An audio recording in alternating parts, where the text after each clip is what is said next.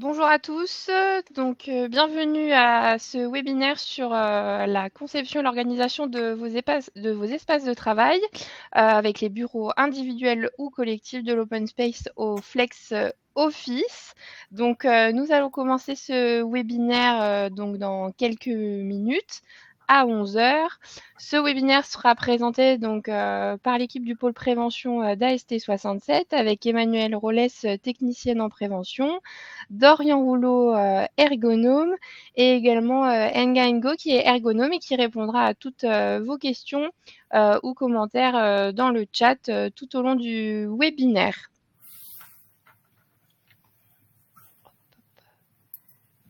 Nous attendons donc à peu près 130 personnes pour ce webinaire qui durera environ 1 heure. N'hésitez pas du coup à poser toutes vos questions, vos commentaires. L'équipe qui a organisé ce webinaire répondra à toutes vos questions.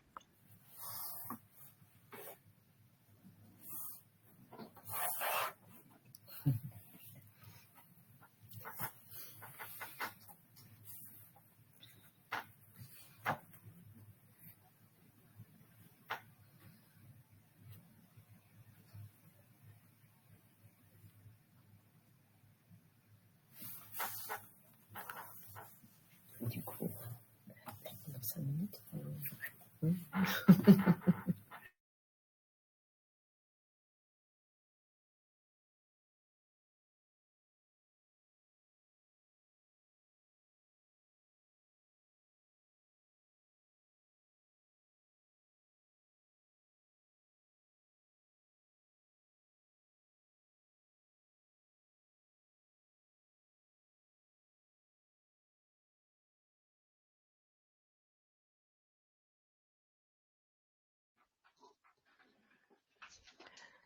Tout le monde est en train de se connecter tout doucement.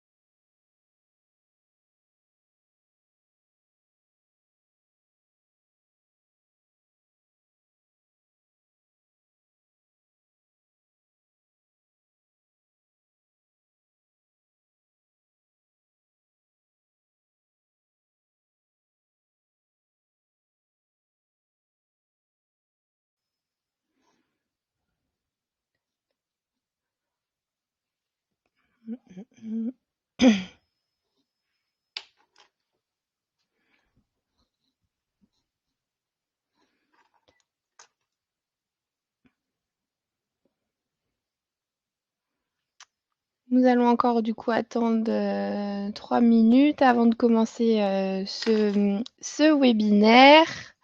Le webinaire sera disponible également en replay. Oui, Monsieur Picou, ce webinaire est en direct et donc effectivement, il y aura un replay de disponible à l'issue qui vous sera envoyé et qui sera également diffusé sur la chaîne YouTube et le site web d'AST67.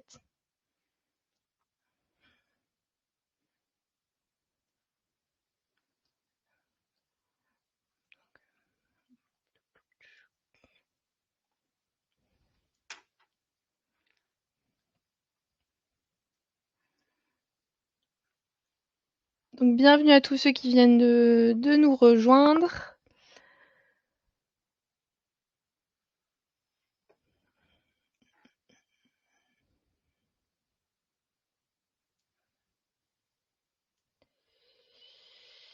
Alors,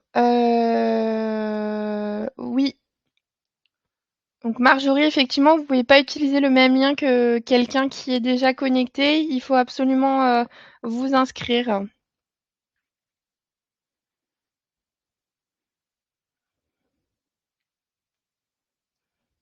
Également, pour ceux qui ont des problèmes de réseau ou autres, je vous conseille d'utiliser un navigateur tel que Google Chrome ou Mozilla pour mieux recevoir le webinaire de meilleure qualité.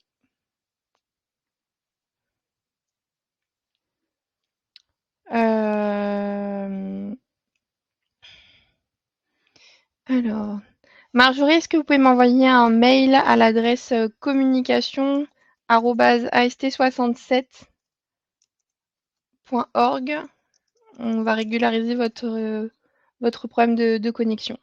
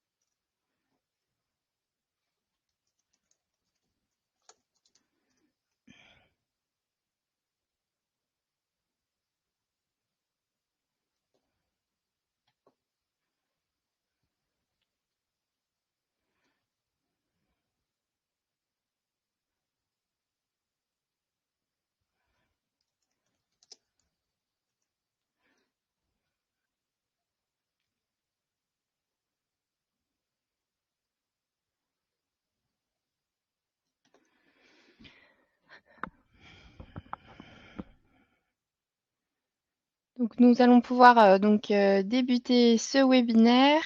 Emmanuel, je veux bien que tu réactives ton micro du coup pour que vous puissiez prendre la parole. Ce sera beaucoup plus simple. Bonjour à tous ceux qui viennent de nous rejoindre.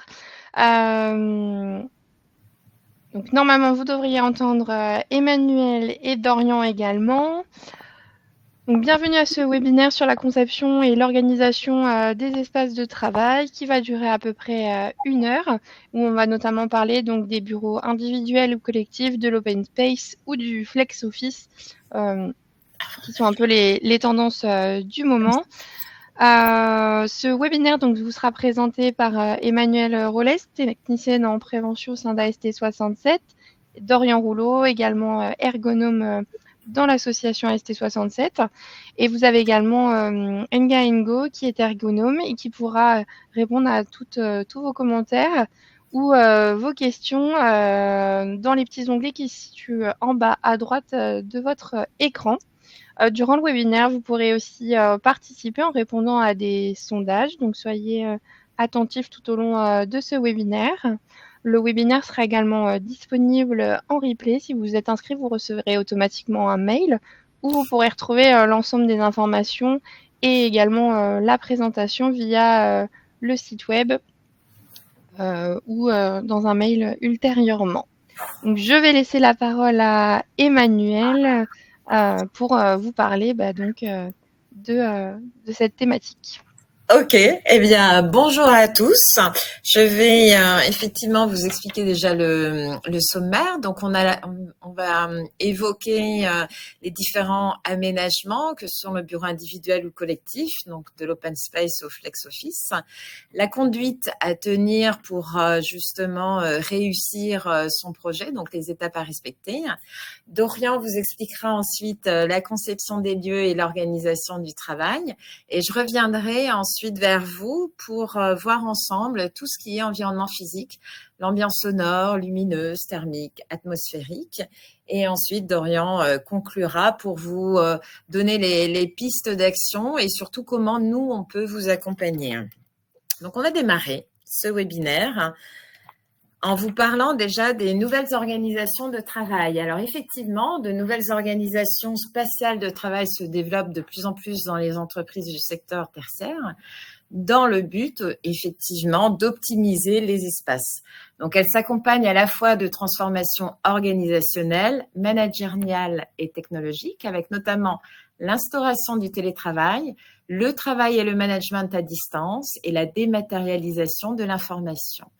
Mais attention, avant de foncer bille en tête, il faudra d'abord réfléchir à l'aménagement du local selon, bien sûr, l'activité qui s'y déroulera.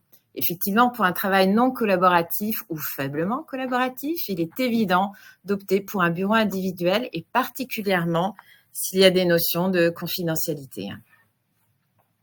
Alors, pour vous expliquer effectivement les différentes organisations, on va déjà voir ce qu'est un open space et un flex office. Donc, un open space est un espace ouvert de travail collectif dans lequel aucune cloison n'est présente et où les salariés partagent justement le même environnement de travail. Chaque salarié dispose d'un bureau attitré.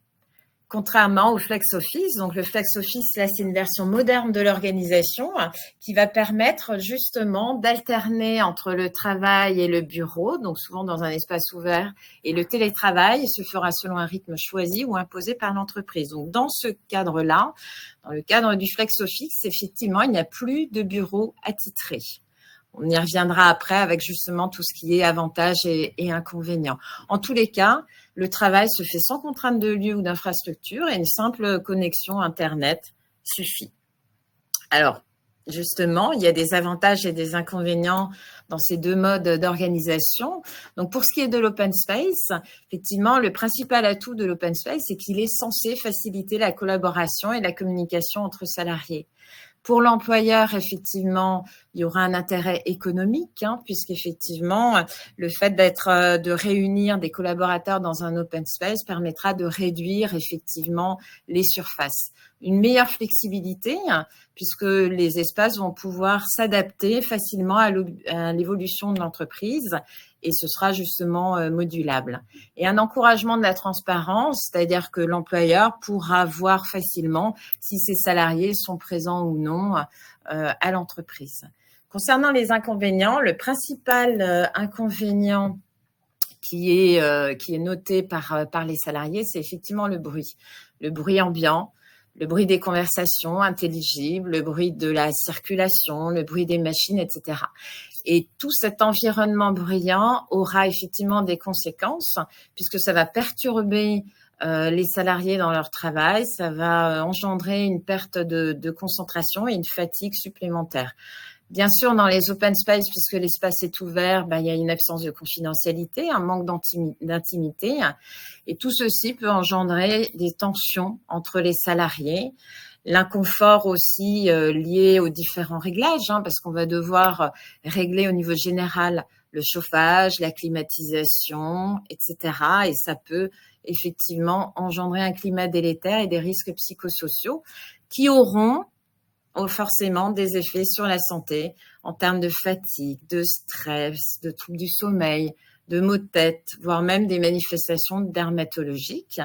Et pour l'entreprise, il y aura également des effets sur le travail puisqu'un salarié qui ne travaille pas dans de bonnes conditions, effectivement, travaillera forcément moins bien et ce manque de performance se traduira aussi au niveau économique pour l'entreprise et puis aussi un plus fort absentéisme et un turnover au sein du service. Pour le flex office, donc là, effectivement, il y a une réduction des coûts encore plus importante, puisque non seulement on va avoir un gain de mètres carrés, mais on aura aussi un nombre de postes réduits, puisque les salariés ne travaillent pas tous en même temps, effectivement. Certains seront en télétravail quand d'autres seront en présentiel.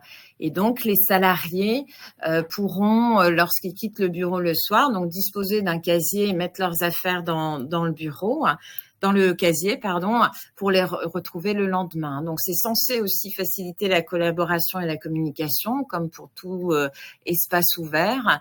Les espaces sont modulables. Et effectivement, ce qu'on appelle le clean desk, c'est le fait que le plan de travail soit exempt d'affaires personnelles, puisque chaque soir, le salarié mettra ses affaires dans un casier. Effectivement, ça permettra de libérer l'espace pour le collègue du lendemain. Donc, il y a moins de données qui seront exposées aux yeux de tous. Bien sûr, le fait de ne pas avoir de bureau attitré, l'inconvénient, c'est qu'il y aura une perte de territoire, une déshumanisation, un manque d'ancrage. Effectivement, les salariés auront l'impression peut-être d'être un pion sur l'échiquier, un sentiment de déconsidération. Chaque matin, quand je viendrai à mon bureau, il faudra que je pense à régler le poste de travail, régler l'écran, régler la hauteur, régler le siège, qui à terme peut-être j'aurais tendance à ne plus le faire parce qu'évidemment ça va me fatiguer. Donc ça pourra engendrer plus de TMS, de troubles musculo-squelettiques, parce que mon poste de travail tout simplement ne sera pas réglé comme il faut. Et tout ceci, là encore, engendrera possiblement des risques psychosociaux, des risques de TMS, de stress, de troubles du sommeil, troubles de l'audition, etc. Et le risque biologique également, puisqu'on va partager les mêmes équipements, le même clavier, le même siège. Il y a plus de risques de transmission, effectivement, d'agents infectieux. Et un manque d'ancrage plus important du fait qu'on n'ait pas de bureau attitré, pas d'affaires personnelles sur le bureau. Voilà, les gens se désengagent plus facilement au niveau de l'entreprise. Les enjeux, justement, de conception sont multiples. Donc, il est important, lorsqu'on fait un nouveau projet, justement, d'un nouveau local ou d'un réaménagement, de prendre en compte différents enjeux que sont les enjeux humains avec la prévention des risques professionnels le plus en amont possible. Bien sûr, si déjà j'aménage un nouveau local, c'est d'améliorer les conditions de travail, autant que mes salariés soient mieux que moins bien. Les enjeux économiques, maîtriser les coûts d'exploitation, l'évolution de l'entreprise, les enjeux environnementaux, penser à l'économie d'énergie, réduction des déchets. Et bien sûr, prendre en compte tout ce qui est conformité réglementaire, conformité aux normes et recommandations. Donc, il est essentiel, évidemment, de concilier et d'intégrer ces différents points de vue. Tout ça dans le but d'optimiser l'investissement et de garantir, bien sûr, la santé et la sécurité au travail. Donc, les étapes à respecter dans la conduite de projet, et donc forcément pour un aménagement optimal, c'est déjà avant tout d'agir en amont. Alors, ce qu'on appelle agir en amont, c'est déjà créer un groupe de travail. Dans ce groupe de travail, on pourra y inclure, bien sûr, l'architecte, le bureau d'études, le service RH, le CSE, le CSSCT, bien évidemment les opérateurs et sans oublier évidemment votre médecine de santé au travail. Une fois que ce groupe est créé, c'est de mener ensuite une réflexion commune sur l'activité à la fois réelle aujourd'hui et l'activité future, l'environnement de travail, l'organisation et activité par activité, et ensuite établir un cahier des charges, parce que selon les salariés, certains auront besoin de confidentialité, certains auront besoin peut-être de papier, de stockage, etc. Donc tout ça, bien sûr, plus c'est prévu en amont, et moins on aura à faire de modifications et à gérer de mécontentements possibles. Donc l'important après, c'est de bien concevoir et de bien organiser les bureaux. Et pour bien les implanter, il faut déjà aussi réfléchir au nombre de mètres carrés qu'on va allouer par personne. Et il est primordial d'organiser, enfin du moins de réserver 10 mètres carrés par personne pour être dans de bonnes conditions de travail. Bien sûr, prévoir tout ce qui est équipement, des bureaux de repli pour pouvoir tenir des conversations plus confidentielles, définir les règles communes d'utilisation des espaces ouverts.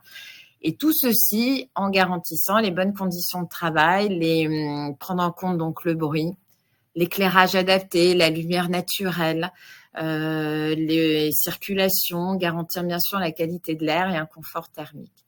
Et la dernière étape, qui malheureusement est souvent négligée, c'est effectivement d'accompagner le changement. Car dans tout changement, il y a toujours des réticences, des peurs, des craintes, effectivement, de la part des salariés, peuvent être justifiées, bien sûr. Donc, c'est important d'accompagner le changement, donc de sensibiliser et pourquoi pas justement créer un showroom avec un poste de travail équipé pour déjà montrer en amont aux salariés ce que deviendra leur poste de travail. Et à l'issue, une fois que l'aménagement, une fois que les salariés sont installés, bien évidemment, réévaluer les risques et ajuster à l'usage. Pour la conception des lieux et l'organisation du travail, je vous laisse entre les mains de Dorian. Alors bonjour à tous. Donc avant de parler de conception de le travail, il va être important de définir quelle organisation de travail on souhaite mettre en place du coup dans notre entreprise. Donc tout d'abord, on va venir identifier les différentes activités qu'on va retrouver dans notre entreprise. Donc, notamment, ça peut être de la plateforme d'appel téléphonique, des réunions, une activité de comptable, une activité de marketing. Ce sera à vous de faire tous les listings, en tout cas, que vous allez retrouver chez vous. Une fois qu'on aura identifié les activités, on va pouvoir ensuite identifier les besoins que chaque activité aura besoin. Donc, si on prend quelques exemples, il y aura forcément des besoins de communication téléphonique, des besoins d'échange réguliers entre collègues, de la confidentialité et aussi de la concentration ou du calme.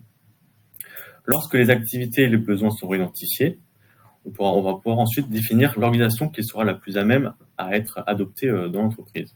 Donc, soit mettre en place des bureaux individuels, partir sur un open space, un flex office, mettre en place des salles de réunion, ou alors mettre en place des équipements bien spécifiques, que ce soit des tables réglementaires, des écrans réglementaires, des sièges adaptés, etc. Même des cloisons ou des casques téléphoniques. Alors, pour illustrer un peu ce cheminement-là, je vais vous parler d'une première activité qu'on peut retrouver dans une entreprise. Ce serait une activité de comptable. Donc, les besoins d'un comptable, un des besoins peut être la confidentialité. Donc, forcément, l'organisation derrière qu'on va mettre en place sera plus un bureau individuel, contrairement à de l'open space. Comme il va traiter du coup des données confidentielles, il sera nécessaire du coup d'avoir un bureau individuel plus confidentiel. Un autre exemple, si on prend celle d'une plateforme d'appel téléphonique, là les besoins vont être notamment une communication téléphonique assez importante. Et là, en termes d'organisation, ce qu'on va mettre en place, ce sera principalement des équipements de type cloison ou type casque téléphonique. On va très vite se rendre compte que chaque activité aura différents besoins et ces différents besoins auront besoin d'une organisation bien spécifique. Lorsqu'on aura fait ce premier point, on va pouvoir ensuite discuter vraiment de l'agencement de l'espace et du lieu de travail. Donc, je vais parler de différentes étapes. Donc, la première étape va être les zones de travail, en commençant par la zone de travail individuelle. Donc, ce qu'il faut noter, c'est que les bureaux doivent être disposés de manière à minimiser les distractions visuelles et auditives. Étant donné que c'est une zone de travail individuelle, chaque salarié aura besoin de moins de distractions et de moins de problématiques au niveau du son et des distractions auditives. Donc pour ça, ce qu'on peut mettre en place, c'est notamment en fonction de la taille forcément de notre local, c'est éviter d'avoir un effectif supérieur à 10 personnes. Donc, comme l'a dit Emmanuel tout à l'heure, on recommande plutôt entre 7 mètres carrés à 10 mètres carrés par personne. Après, ce sera aussi en voir en fonction de la place dans le local. Un autre point, c'est notamment si vous souhaitez mettre en place des îlots, notamment pour les open space ou flex office. Aujourd'hui, on préconise de limiter à 4 à 6 personnes maximum par îlot. Donc, privilégiez plutôt les îlots solidaires, généralement en enfilade et en face à face. Concernant maintenant la disposition de ces îlots ou de ces bureaux, il est important du coup que ces bureaux soient mis dos aux accès ou dans des voies éviter de placer des personnes dos aux accès ou dans des voies de circulation, notamment pour tout ce qui éviter les problématiques au niveau du son, parce que forcément, comme c'est de passage, il peut y avoir des discussions qui peuvent se créer, mais aussi tout ce qui est en lien avec les courants d'air, et aussi le fait si les salariés doivent à chaque fois devoir avancer leur siège ou devoir se décaler pour laisser passer une personne, c'est jamais agréable. Autre point, c'est d'éviter que les écrans d'ordinateur soient visibles de tous. Tout dépend après de l'activité qu'on aura à réaliser, s'il y a des données un peu plus confidentielles que d'autres, mais même c'est quelque chose qu'on n'aime pas trop, notamment avoir une visibilité sur notre écran en continu. Donc éviter d'avoir les écrans visibles. Et le dernier point, c'est de positionner les écrans de manière à éviter reflets et éblouissement. Donc pour ça, on vient plutôt placer les bureaux de manière perpendiculaire aux fenêtres. Donc éviter d'avoir les écrans face à une fenêtre ou de une fenêtre pour les éblouissements qui peuvent se créer soit directement sur l'écran ou alors dans le regard du salarié, sur le regard du salarié. Enfin, pour continuer avec les bureaux en îlot ou individuels, évitez au maximum les bureaux en angle. Donc, comme on peut voir sur l'image à gauche en bas, la problématique des bureaux en angle, c'est lorsqu'on vient s'installer sur ce bureau-là, on aura forcément un déséquilibre qui va se créer au niveau de notre avant-bras et de nos coudes. Très souvent, il y aura un appui qui va se créer au niveau de l'avant-bras et l'autre bras, il y aura un appui sur le coude. Ça va créer un déséquilibre. De plus, on aura une perte de mobilité pour se déplacer le long de ces bureaux, qu'on peut retrouver plutôt du coup dans un bureau rectangulaire à bord droit, comme on peut voir en bas à droite. C'est plutôt ce type d'îlot qui est recommandé pour les open space. Pour continuer toujours avec les zones de travail individuelles, aujourd'hui en termes de circulation, différentes recommandations sont connues. Donc la première recommandation, c'est notamment lorsqu'on est installé face à son bureau et notamment si on a un mur derrière soi, donc c'est l'image du milieu, on préconise toujours d'avoir un dépassement de 100 cm pour que le salarié puisse facilement sortir de son bureau et se réinstaller sans avoir besoin de se contorsionner ou d'être dérangé par ce manque de place. Si on se rend compte que les bureaux sont dos à dos, comme l'image de gauche, et qu'il y a un passage d'une personne pour se rendre à son poste, toujours prévoir 90 cm pour l'allée de passage. Et par contre, là, ce sera 70 cm pour que le salarié puisse s'installer. On retrouvera du coup 600 cm si on prend un peu des 30 cm qui restent sur les 80 cm de l'allée de passage. Et c'est le même principe, même si on est dos à un mur, toujours privilégier ces 80 cm pour un passage et 70 cm pour sortir et rentrer de son siège. On peut ajouter à ça, notamment dans zones de travail individuelles, ces différents équipements. Donc, le premier équipement, ça peut être les cloisons de séparation.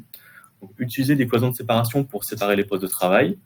Ça permet notamment de réduire les distractions tout en maintenant un certain niveau d'interaction visuelle. À noter que forcément, dans une activité aujourd'hui, on est sollicité de différentes manières, donc que ce soit par les mails, par les appels téléphoniques. Et si en plus on vient rajouter des distractions visuelles, parce qu'on se rend compte que des collègues à côté de nous sont amenés à faire une réunion, à discuter ou même juste à se déplacer à côté de nous, ces cloisons permettent du coup de limiter au maximum ces distractions. Forcément, en rajoutant des cloisons, ça va aussi réduire les distractions sonores, avec notamment différents types de cloisons qu'on peut installer au poste. On en discutera plus tard lorsqu'on parlera de l'ambiance sonore. Et aussi, ça peut rajouter de la confidentialité aux besoins.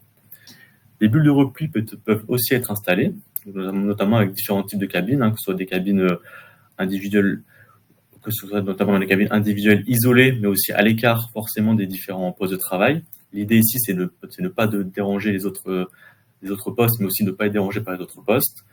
À noter que si vous mettez en place ce type de bulle de repli, il peut être notamment pertinent d'avoir, notamment si je prends un ordinateur portable, pour dans ces salles-là, de rajouter à côté de ça des écrans fixes, un siège règlement hauteur, un clavier, une souris, pour que la personne puisse vraiment être installée au mieux dans cette bulle de repli. À noter aussi également que dans cette bulle de repli, notamment si on doit passer des appels téléphoniques, des visios ou autres, qu'elle puisse être isolée, mais aussi équipée d'une ventilation interne. Notamment si on sait qu'on va passer plusieurs heures dans une réunion, il faut qu'on puisse se sentir à l'aise dans cette bulle de repli et pas que ce soit quelque chose vécu comme dérangeant. On va maintenant passer notamment aux zones de travail collaboratif, notamment en discutant des salles de réunion. Alors, lorsqu'on aura identifié dans les besoins que dans notre activité, il y aura différentes réunions prévues au cours de l'activité des personnes, on peut se rendre compte qu'en fonction du type de réunion qu'on va avoir, si c'est des réunions assez longues de plusieurs heures avec plusieurs personnes, donc là on va plutôt prévoir une salle de réunion assez grande. Et par contre, si c'est des réunions de pointes qui durent 5 minutes, là on peut avoir des réunions un peu plus petites avec pas forcément un grand plan de travail ou alors forcément des sièges classiques. On peut parfois mettre des sièges assis debout ou même rester debout avec juste un tableau pour prendre quelques notes. Ce sera à vous ensuite de vraiment prévoir les salles de réunion en fonction du temps alloué par réunion et du type de réunion que vous allez mettre en place. À noter du coup que ces salles de réunion doivent forcément être aussi à l'écart des zones de travail pour déranger au moins les personnes lorsque ces réunions auront lieu. Besoin de confidentialité au besoin, voilà, on peut rajouter sur les vitres des matières un peu opaques pour limiter notamment la vision d'autrui sur la salle de réunion. Dernier point, c'est notamment les zones de détente. Donc, zones de détente, ce qu'il faut retenir, c'est qu'on mette en place des espaces de repos, des cafétérias ou des espaces de repas. Toujours les mettre au maximum à l'écart des zones de travail. C'est toujours dérangeant lorsqu'on se rend compte qu'on a un espace de repos qui est assez proche de son poste de travail et entendre du coup les collègues à côté, c'est jamais agréable. Donc, toujours le point important, c'est de les mettre le plus à l'écart. Et après, ce sera à vous de les équiper en fonction de vos besoins. Si vous avez besoin de salles un peu plus de détente ou si rajouter tout ce qui est espace cafétéria, équipé notamment.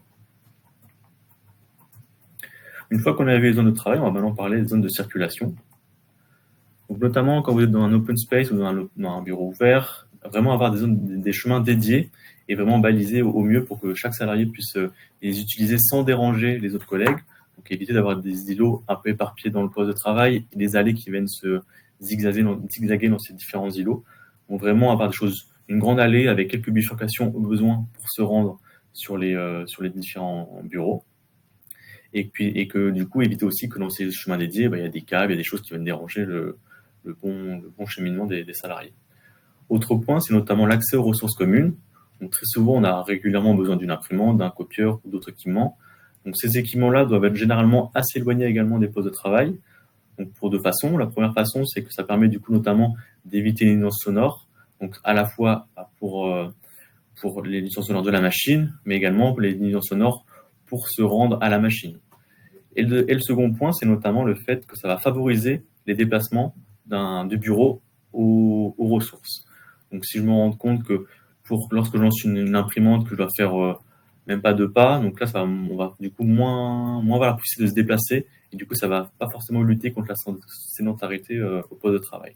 Donc vraiment penser à les mettre assez éloignés du poste. Après forcément, si dans mon activité j'ai une impression qui doit être réalisée toutes les 2-3 minutes, on va pouvoir peut-être venir plutôt la rapprocher du poste de travail. Mais ce sera en fonction des besoins de disposer les ressources plus ou moins éloignées. Un autre point également, c'est notamment les espaces flexibles et modulables. Donc, à noter que comme du coup dans l'open space ou les bureaux ou les flex office, du coup, c'est vraiment le mettre au maximum la nécessité de pouvoir avoir des bureaux modulables, mais aussi des cloisons mobiles. Forcément, en fonction des périodes dans l'année, des fonctions des projets aussi qu'on peut mener, certains services peuvent être amenés à passer de 2-3 personnes, voire parfois à doubler, passer à 6-7 personnes par service.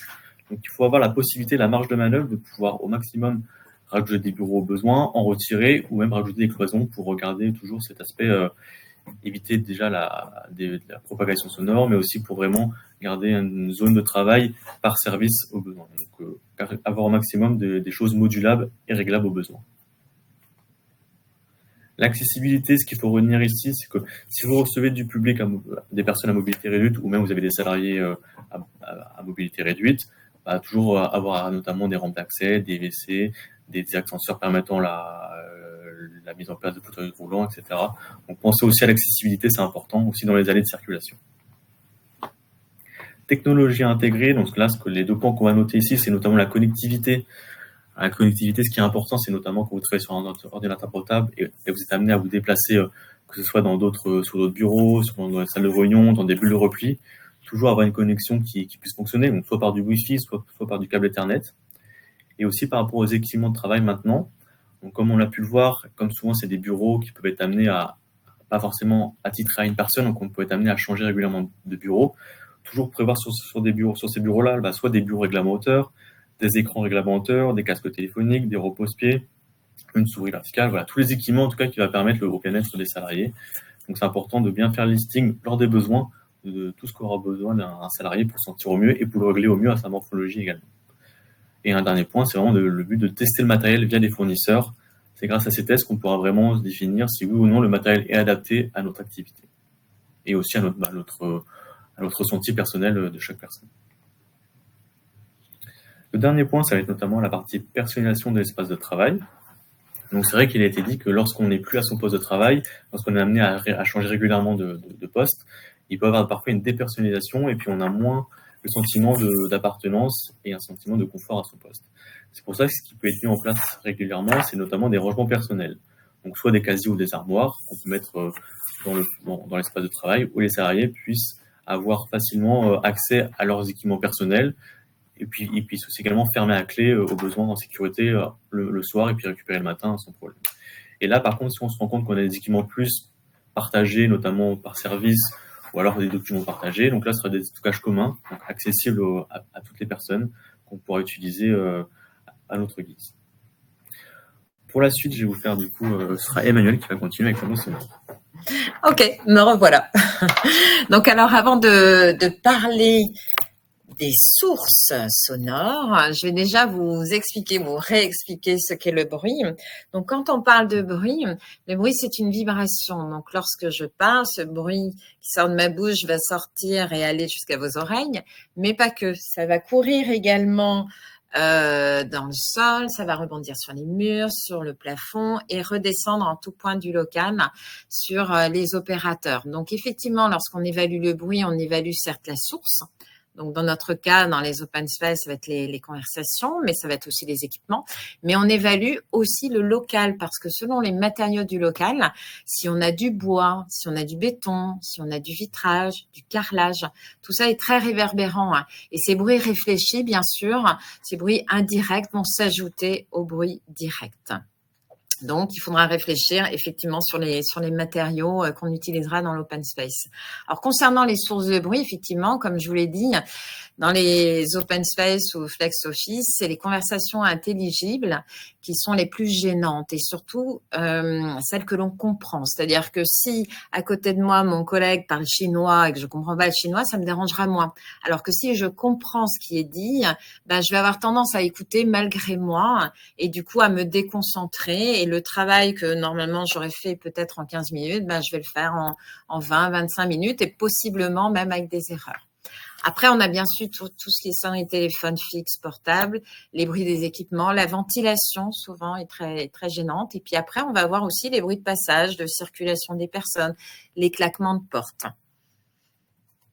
Donc, il est important, bien sûr, de réduire le bruit dans les bureaux. Donc, une étude d'ailleurs de l'INRS qui a été faite en 2019 a montré qu'effectivement, sur 1000 salariés, les salariés étaient principalement gênés par tout ce qui était bruit intelligible. Donc, il va falloir traiter acoustiquement effectivement les locaux pour limiter la réverbération. Donc, quand on fait du traitement acoustique, on traite d'abord le plafond parce que c'est la surface homogène la plus grande. Donc, on peut mettre soit un flot de plafond acoustique ou également des baffles acoustiques suspendus comme on voit à l'image. Il faudra privilégier des revêtements des revêtements de sol souples pour éviter justement les bruits d'impact lorsqu'on se déplace. Quand on a fait différents îlots au sein de l'open space, ben effectivement, mettre des panneaux absorbants suspendus entre deux équipes pour les isoler justement l'une de l'autre. Isoler également, comme on le voit sur la troisième image, isoler les zones de circulation, soit avec du mobilier intégrant des éléments favorisant l'atténuation, soit des panneaux acoustiques également. Prévoir, là encore, on l'a dit, des zones de repli, parce que si je tiens une conversation longue, à ce moment-là, plutôt aller dans cette bulle ou salle de réunion, et que cette salle, bien sûr, soit équipée de portes acoustiques isolantes. Et puis, on l'a dit, éloigner les activités, les équipements, les espaces de pause, la machine à café, qui effectivement va engendrer du bruit supplémentaire. Il est primordial, donc Dorian l'a rappelé, effectivement, d'assurer 10 mètres carrés par salarié. Alors, il est vrai qu'avant, il y avait une norme qui le précisait explicitement. Depuis février 2023, cette norme ne le précise plus. Par contre, il y a une étude de l'INRS qui nous donne le chiffre que si on n'a pas minimum 7 mètres carrés par personne, on aura beau faire un traitement acoustique de qualité, on sera toujours dans des mauvaises conditions de travail. Donc, il est important, à minima, de respecter 7 mètres carrés, mais idéalement 10 par personne. Réunir les salariés par activité en îlot de 4 à 6 maximum. D'installer, comme on le voit à l'image, des cloisonnettes acoustiques. Alors, d'une hauteur d'1,40 m depuis le sol, tout simplement pour être au-dessus, effectivement, de la bouche et des oreilles. Souvent, je vois dans les bureaux des open space avec des cloisonnettes qui font juste 20 cm. Autant dire que c'est pas efficace et ça ne sert à rien. Donc minimum d'1,40 m. Et comme on le voit à l'image avec l'exemple de la CPM de l'Hérault, ce qui a été fait, c'est effectivement une partie vitrée pour justement allier quand même la visibilité et avoir toujours aussi la lumière naturelle et allier aussi la réduction du bruit. Pareil, sur les cloisonnettes, il ne faudra pas mettre de photos, pas mettre de calendrier ou autres documents pour que justement le côté réverbérant fonctionne toujours. Sélectionner les équipements de travail les moins brillants, tout ce qui est imprimante photocopieuse. Fournir des casques téléphoniques binauraux, donc avec 2 oreillettes qui limiteront le niveau d'écoute et intégreront aussi une protection acoustique. Et puis bien sûr, remplacer tout ce qui est sonnerie de téléphone par des vibreurs, des pop-up, des alertes visuelles. Et enfin, il est important de sensibiliser les salariés justement au risque bruit, parce qu'on n'est pas tous égaux, il y en a qui seront plus sensibles que d'autres. Et pourquoi pas justement mettre en place une charte d'utilisation des espaces ouverts dans laquelle vous pourrez préciser, par exemple, de parler à voix mesurée, de pas discuter en se déplaçant quand on se dirige vers la machine à café, ne pas faire de briefing au poste de travail, mais plutôt aller dans une bulle de repli. Voilà, quelques idées d'utilisation des espaces ouverts. Former aussi les salariés au bon réglage du volume du casque, parce que très souvent, les salariés auront tendance à régler le casque une bonne fois pour toutes sur un niveau élevé, ce qui aura des conséquences après sur l'audition. Privilégier aussi les messageries instantanées, les espaces de repli pour échanger. Et après, comme j'ai mis sur l'image, les mesures individuelles restent possibles. Si je suis dans un open space, un bureau d'études, et j'ai besoin vraiment d'une concentration et ne pas être dérangée par les bruits environnants, il existe effectivement des adaptateurs ou des casques ajustables qui vont permettre de filtrer et de réduire le bruit, voire même des protecteurs auditifs sur mesure, ce qu'on appelle des bouchons moulés.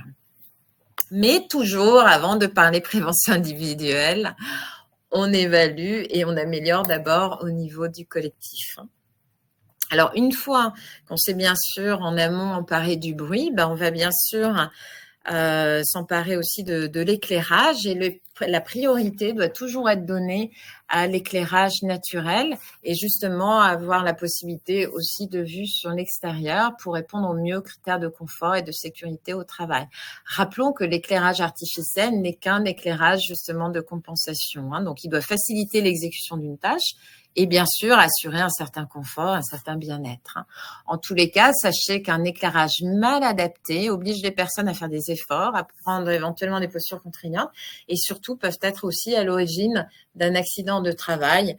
On l'a souvent vu, notamment dans les escaliers, par un manque d'éclairage dans les zones de circulation. Donc, important de bien éclairer. Alors, que dit le Code du travail?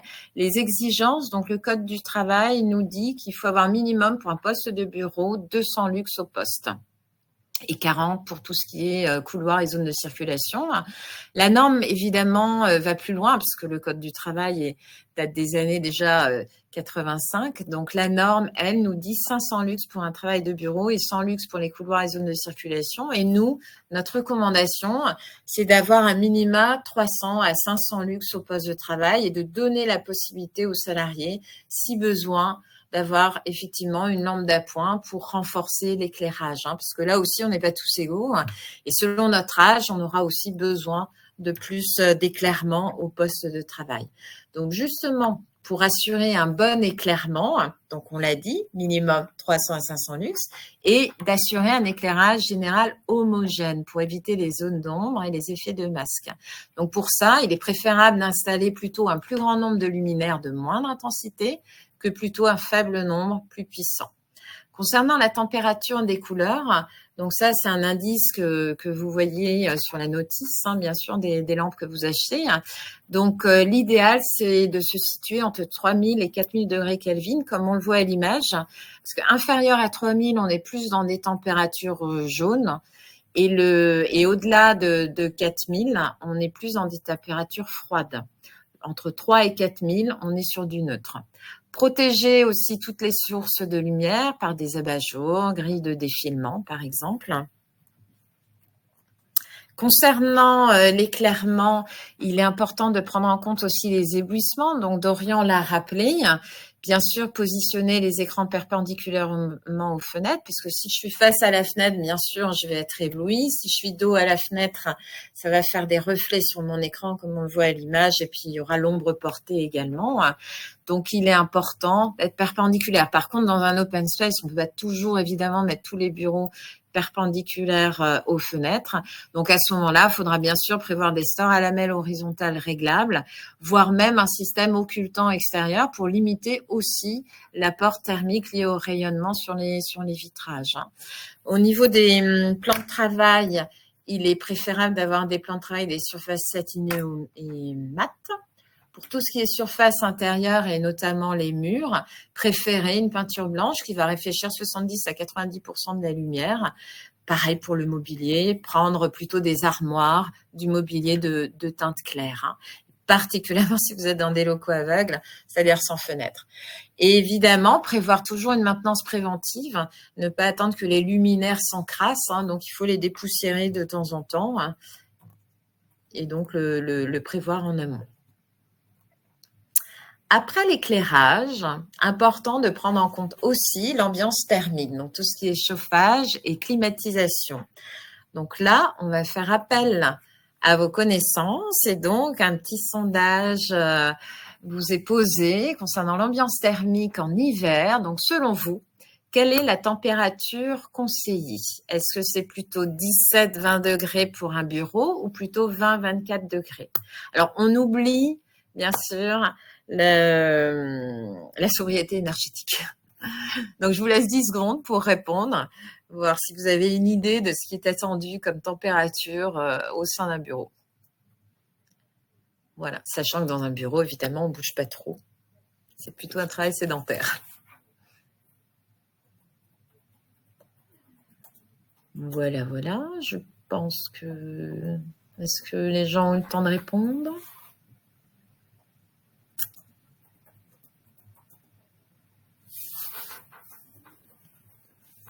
Du coup, Anya, tu vois quelque chose?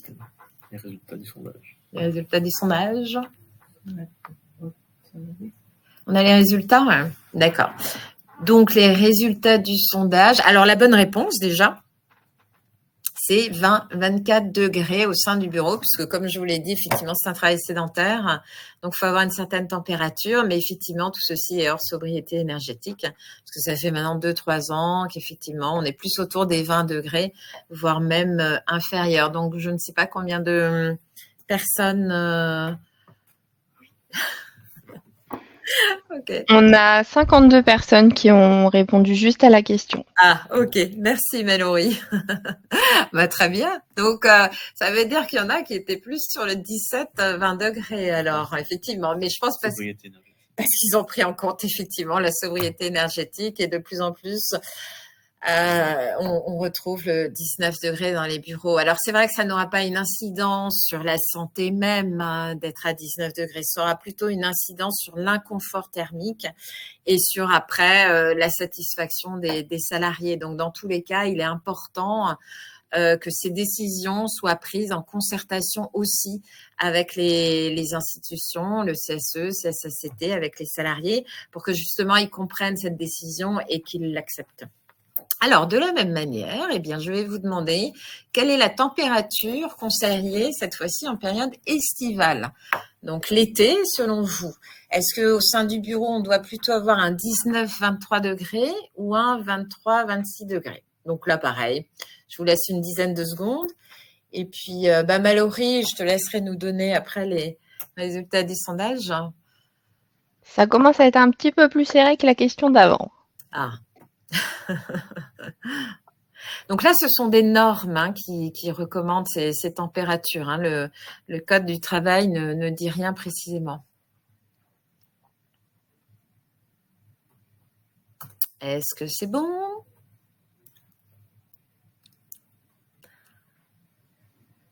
Alors, on a... Alors, je donne la bonne réponse?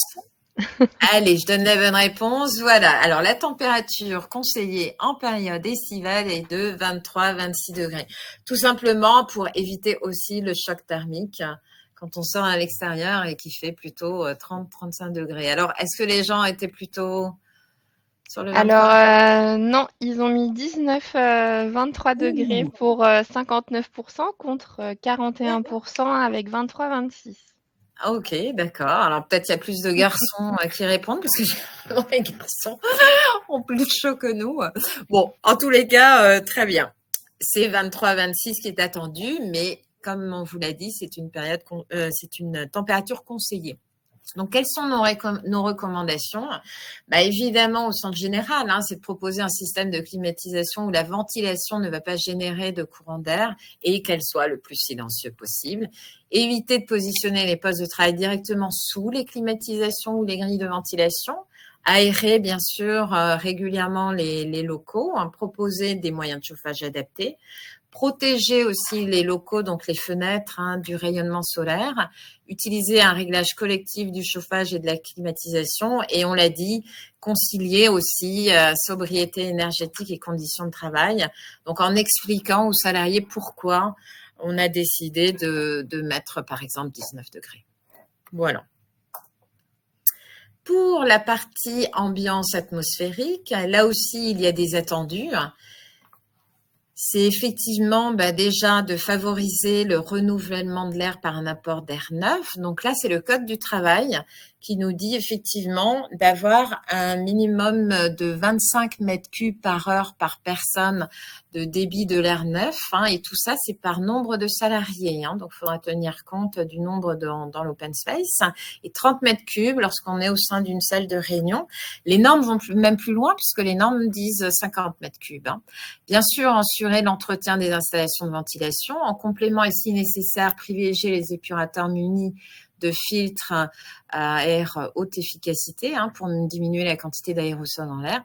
Éviter les appareils purificateurs d'air intérieur utilisant un traitement physico-chimique de l'air dont l'efficacité n'est pas toujours avérée. Effectivement, différentes études ont été menées et voilà, c'est pas confirmé. Donc, éviter. Intervenir en amont, c'est choisir aussi des matériaux de construction qui sont à faible émission en polluants. Et pour ça, vous avez à chaque fois une étiquette, un pictogramme, et choisir et préférer plutôt les équipements qui seraient A+, pour tout ce qui est cloison, revêtement de sol, peinture, vernis, etc. Identifier et traiter toutes les zones d'humidité qui favorisent le développement de micro-organismes et limiter l'exposition aux produits d'entretien. Alors souvent maintenant sur les bureaux, on voit des pulvérisateurs pour désinfecter justement l'espace de travail. Alors il ne faut pas pulvériser dans l'air sur l'espace, il faut pulvériser dans un chiffon, voilà, pour limiter justement les aérosols. Donc, vous pulvérisez dans votre chiffon et ensuite, vous nettoyez votre espace de travail. Idem pour la maison. Privilégiez un nettoyage humide des sols et mobiliers, aéré aussi pendant et après chaque séance de ménage et éviter tout ce qui est désodorisant. Et placer, bien sûr, les équipements dédiés, les équipements dans des locaux dédiés, sans salariés, avec une ventilation adaptée. Je vais redonner la main à Dorian pour la conclusion de ce webinaire. Alors, pour conclure ce webinaire, du coup, il y aura 2 points qu'on souhaite mettre en avant, notamment dans la conception d'aménagement d'espace de travail. Ce qu'il faut retenir, c'est qu'il est important d'associer les salariés à chaque étape de la conception du projet. C'est-à-dire, étant donné que les salariés sont au cœur de ce projet, mais aussi sont les premiers impactés, comme c'est pour eux qu'on fait ces conceptions, très souvent, ce sont eux qui auront les meilleures idées, ce sont eux qui vont pouvoir faire remonter leurs besoins, remonter leurs difficultés, leurs problématiques. Lors de ces différentes étapes, il y aura différents allers-retours à réaliser avec eux, qui va permettre du coup d'avoir une conception d'aménagement qui sera idéale et qui va respecter le travail réel aussi des salariés. De plus, si on vient les associer, forcément, les changements seront plus facilement acceptés par les salariés. Autre point, c'est vrai qu'il est toujours important d'anticiper au maximum cette conception, dans le but forcément d'agir dans une prévention primaire. Donc, dès que vous avez en tête un projet d'aménagement, toujours se poser les bonnes questions en reprenant notamment les différents déroulés qu'on aura vu pendant cette présentation, mais toujours agir en amont, c'est toujours plus simple de partir de quelque chose d'une feuille blanche que de devoir reconstruire quelque chose qui est déjà existant, notamment en termes de coûts et de temps, c'est toujours compliqué.